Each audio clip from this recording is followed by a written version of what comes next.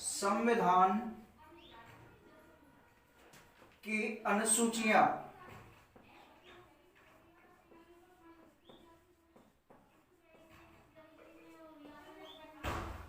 संविधान की अनुसूचियां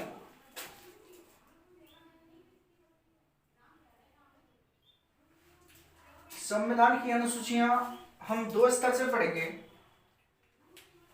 कैसे? सबसे पहले तो पढ़ेंगे हम मूल संविधान में कुल कितनी अनुसूचियां थी। एक तरफ लिखेंगे मूल संविधान,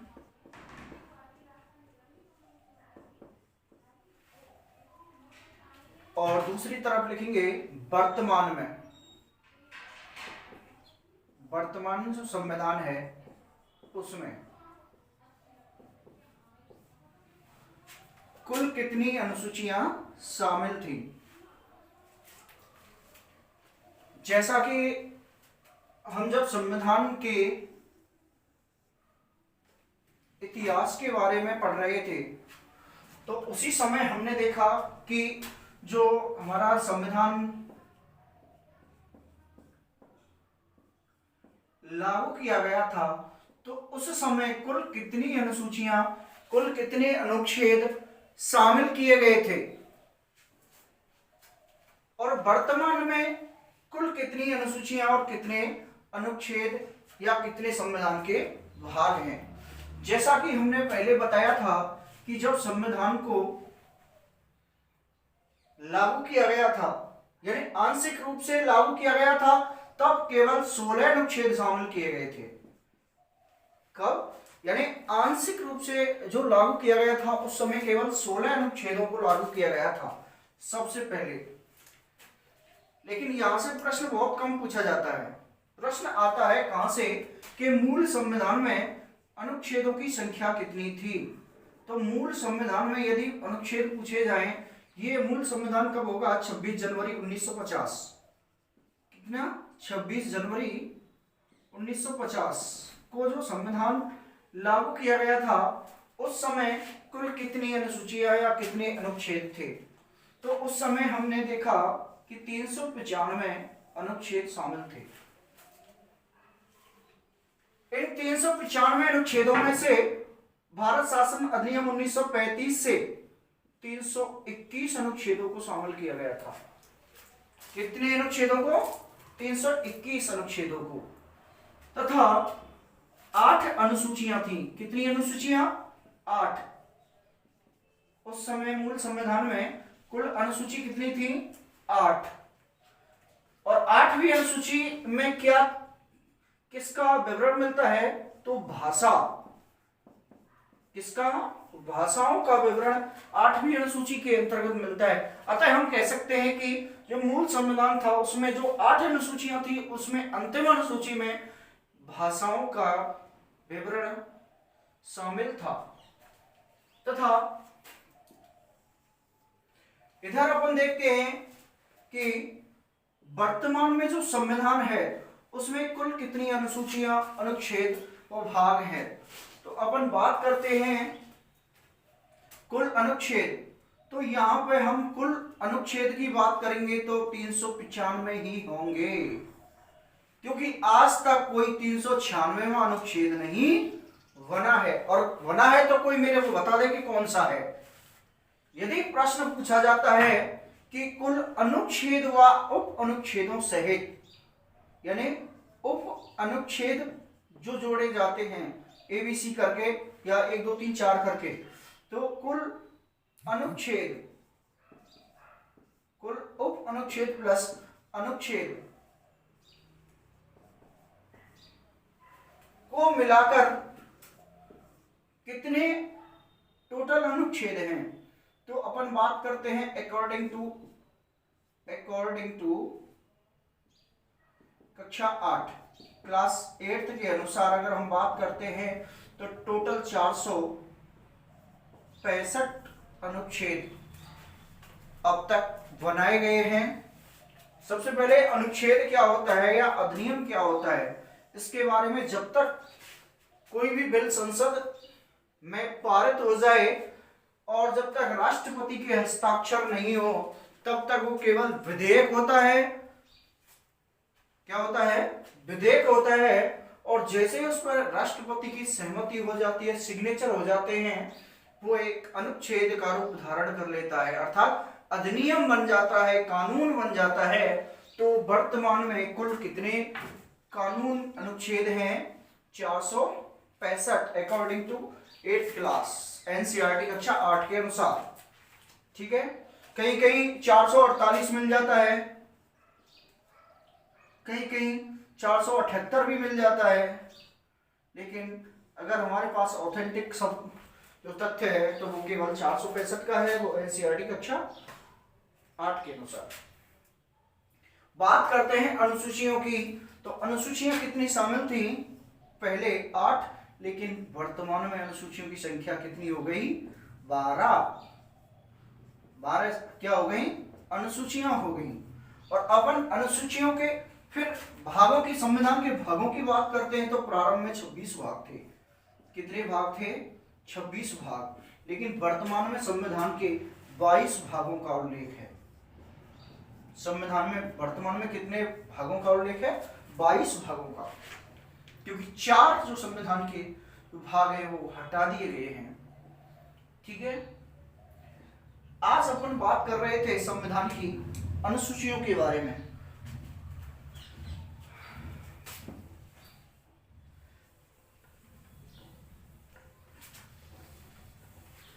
तो देखो, अनुसूचियों के बारे में सबसे पहले हमें ये पढ़ना होगा। देखो, पढ़ते तो सब हैं अनुसूचियों को, लेकिन हमें पढ़ना नहीं है, ना ही हमें रटना है। हमें तो केवल समझना है कि संविधान में अनुसूचियों के अंतर्गत क्या क्या विवरण दिए गए हैं।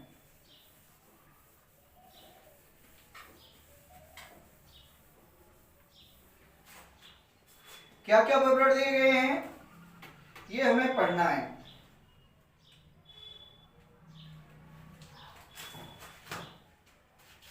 देखो, अनुसूची फर्स्ट, अनुसूची प्रथम। अनुसूची प्रथम में क्या है कि सबसे पहले हम कहीं जाते हैं तो क्या नौकरी की मांग करते हैं, यानी निर्माण करते हैं, अपने तथ्यों का निर्माण करते हैं। तो इसके अंदर प्रावधान है कि से भारत राज्यों का क्या है? संघ है, यानी राज्यों का संघ। राज्यों का संघ का विवरण किस में मिलता है? अनुच्छेदों में, यानी अनुसूची फर्स्ट में। कौन से अनुच्छेदों में? 1 से लेके 4 तक भारत राज्यों का संघ है, यानी अनुच्छेद 1 से लेके 4 तक। अब इसमें क्या क्या विवरण है कि भैया अगर किसी भी राज्य की सीमा में परिवर्तन करेंगे, क्या करेंगे? सीमा में परिवर्तन करेंगे, नए राज्यों का निर्माण करेंगे। किसका? नए राज्यों का निर्माण करेंगे, तथा किसी भी राज्य का, यानी जो अस्तित्व है उसे समाप्त करेंगे, अस्तित्व को समाप्त करेंगे। कैसे? जैसे अभी जम्मू कश्मीर का अस्तित्व केंद्र शासित प्रदेश के रूप में किया गया है, यानी जम्मू कश्मीर को हटा करके जो राज्यों की श्रेणी में था पहले, ये केंद्र शासित प्रदेशों की श्रेणी में अब कर दिया गया है। क्योंकि एक तो यहाँ पर 2 केंद्र शासित नए प्रदेश जोड़े हैं, एक तो लेह लद्दाख है, और दूसरा है जम्मू एंड कश्मीर। दोनों को क्या बनाया गया है? केंद्र शासित प्रदेश। अब इसका मतलब ये किस के तहत, कौन सी अनुसूची के तहत इनका निर्माण किया जाता है? प्रश्न आए तो प्रश्न अनुसूची होगी कौन सी? प्रथम। तब प्रथम अनुसूची में क्या है? राज्यों का संघ।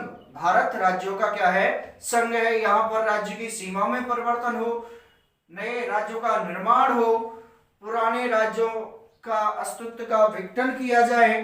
तो इससे संबंधित कोई भी प्रश्न आए तो अपन कह सकते हैं क्या कि अनुसूची 1 में इसका क्या है? विवरण है। ठीक है। दूसरा कि नए राज्यों का निर्माण कैसे होगा?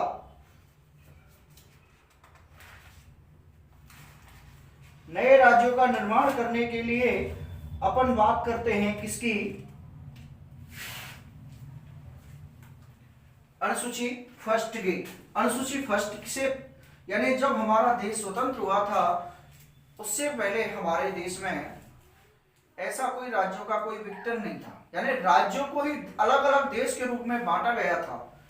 लेकिन जब देश का विभाजन हुआ और राज्यों की एकीकरण की प्रवृत्ति चलाई गई तो उस समय भारत में नए नए राज्यों का निर्माण हुआ।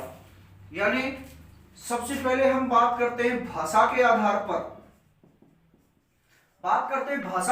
पर, बनने वाला सबसे पहला राज्य कौन सा था? आंध्र प्रदेश।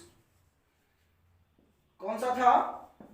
आंध्र प्रदेश राज्य भाषा के आधार पर बनने वाला पहला राज्य था।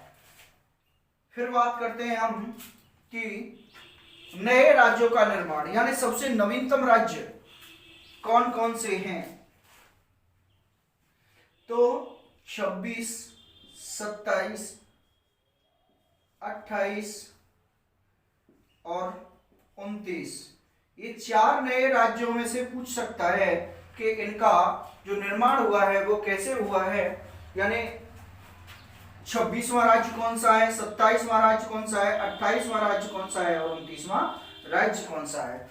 सबसे पहले ये भी पूछ सकता है कि राज्यों का निर्माण किस कमेटी के आधार पर किया गया था। तो राज्यों का जो निर्माण किया गया था वो फजल अली की अध्यक्षता में एक आयोग बनाया गया था, राज्य पुनर्गठन आयोग। यानी कौन सी कमेटी थी? राज्य पुनर्गठन आयोग। किसकी अध्यक्षता में? फजल अली की अध्यक्षता में। फजल अली की अध्यक्षता में एक आयोग बनाया गया। और ये कब बनाया गया था? राज्य पुनर्गठन आयोग। राज्य पुनर्गठन आयोग। और ये कब बनाया गया था? 1953 में। कब बनाया गया था? 1953 में। रीट 2017 में पूछा गया क्वेश्चन है कि राज्य पुनर्गठन आयोग का निर्माण कब किया गया? तो 1953 में। किसकी अध्यक्षता में? फजल अली की अध्यक्षता में। किस लिए? क्योंकि नए राज्यों का निर्माण करने के लिए। और इसी के तहत पहले राज्य 4 श्रेणियों में बटे हुए थे, श्रेणी ए, श्रेणी बी, श्रेणी सी और श्रेणी डी। 4 श्रेणियों में राज्य बटे हुए थे। लेकिन जैसे ही इस गठन की रिपोर्ट आती है 1900, इस कमेटी की रिपोर्ट आती है 1955 में, उसके तहत 7वां संविधान संशोधन किया गया। और उस संविधान संशोधन के तहत राज्यों का निर्माण स्टार्ट हो गया।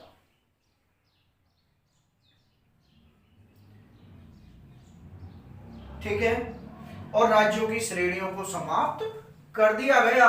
कौन से संविधान संशोधन के तहत समाप्त किया गया था? 7वें संविधान संशोधन के तहत। और इसके तहत जो बनने वाले नवीनतम राज्य थे वो 26वां, 27वां, 28वां। और वो कौन कौन से राज्य थे मैं आपको बताऊं। सबसे पहले बात करते हैं हम, चलो उसके लिए ट्रिक याद कर लेते हैं। क्या कर लेते हैं? ट्रिक याद कर लेते हैं। कैसे? क्योंकि ऐसे याद होगा नहीं, ट्रिक के माध्यम से हमें अच्छा याद हो जाएगा।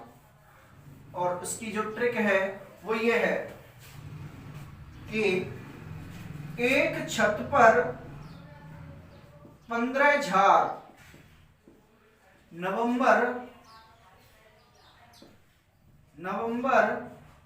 2000, यानी एक छत पर 9 उत्तर 15 झाड़, सॉरी एक छत पर 9 उत्तर 15 झाड़ नवंबर 2000, यानी नवंबर 2000,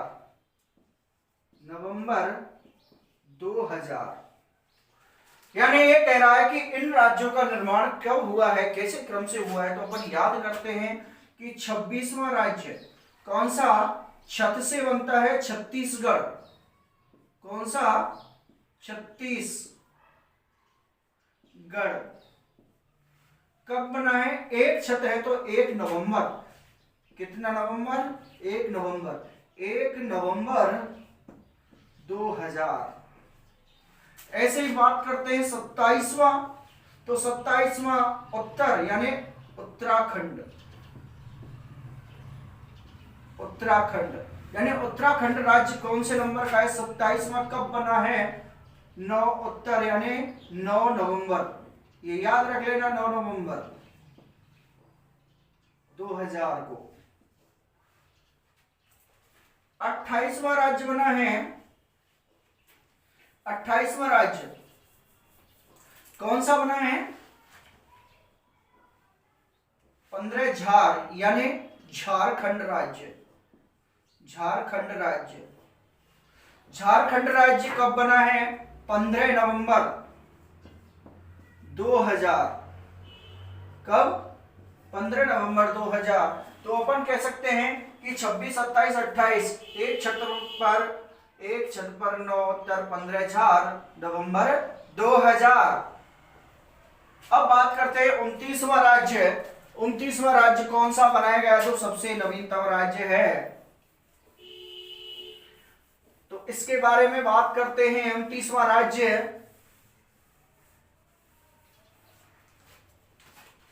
कौन सा है?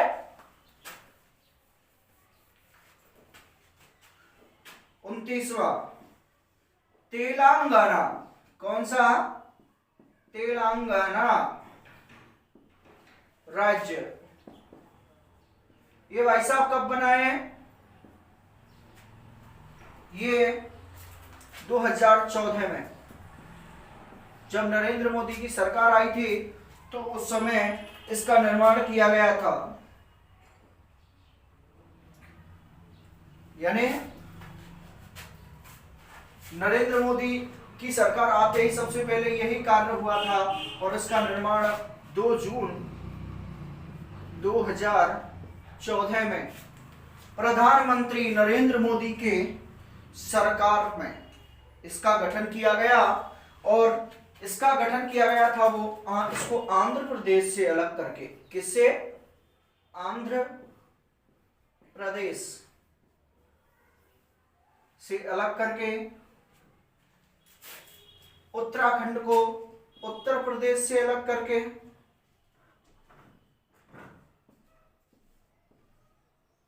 किससे? उत्तर प्रदेश से अलग करके।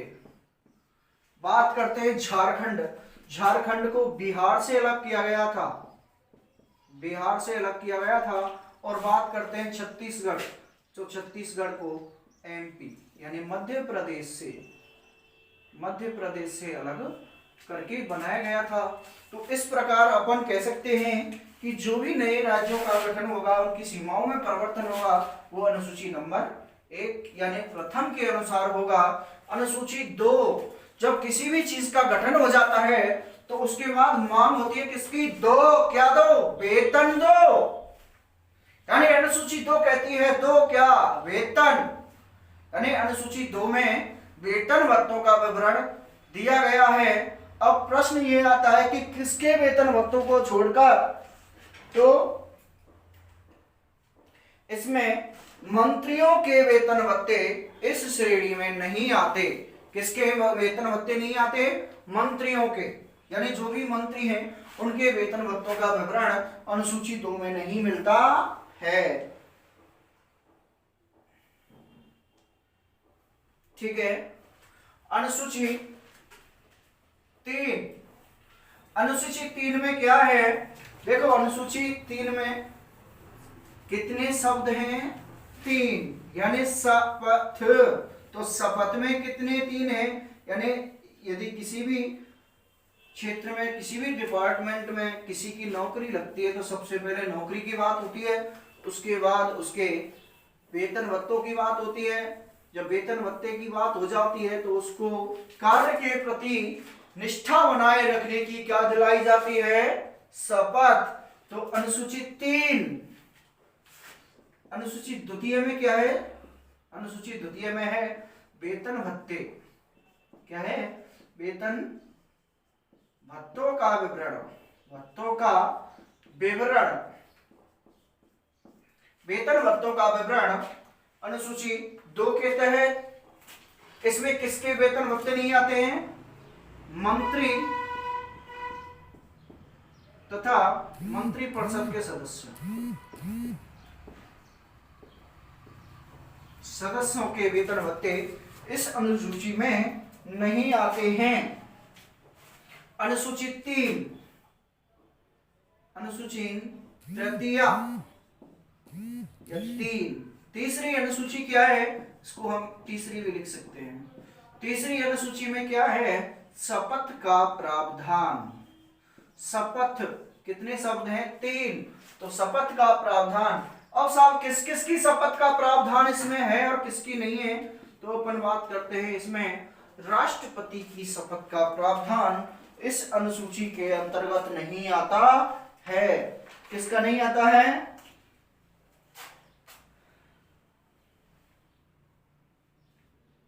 राष्ट्रपति, उपराष्ट्रपति और राज्यपाल की शपथ का प्रावधान इसमें नहीं आता है।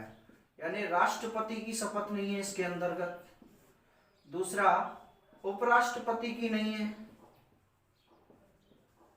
तीसरा, राज्यपाल की शपथ का प्रावधान भी इसमें नहीं है। अब साहब ये बात आ जाए कि वो यूं ना दे कि साहब राष्ट्रपति की शपथ का प्रावधान किस अनुसूची में नहीं है, वो ऐसे नहीं दे और वो प्रश्न दे दे कि साहब निम्न में से किस अनुच्छेद का प्रावधान अनुसूची 3 में नहीं है। भाई वो इनडायरेक्ट भी तो पूछ सकता है। अब जैसे राष्ट्रपति की शपथ का प्रावधान अनुच्छेद 60 में है और वो निम्न में से कौन से अनुच्छेद का प्रावधान तीसरी अनुसूची में नहीं है, ऐसे पूछ सकता है। तो अपन कह सकते हैं कि अनुसूची 60 राष्ट्रपति की शपथ का प्रावधान, अनुसूची 63 यानी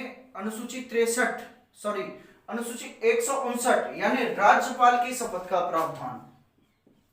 159 में किसकी शपथ का प्रावधान है? राज्यपाल। और राष्ट्रपति की 60 अनुच्छेद 60 के तहत राष्ट्रपति की शपथ का प्रावधान है। ठीक है, यानी इन 3 व्यक्तियों की शपथ किसमें नहीं आती है? अनुसूची 3 में। बात करते हैं अनुसूची 4।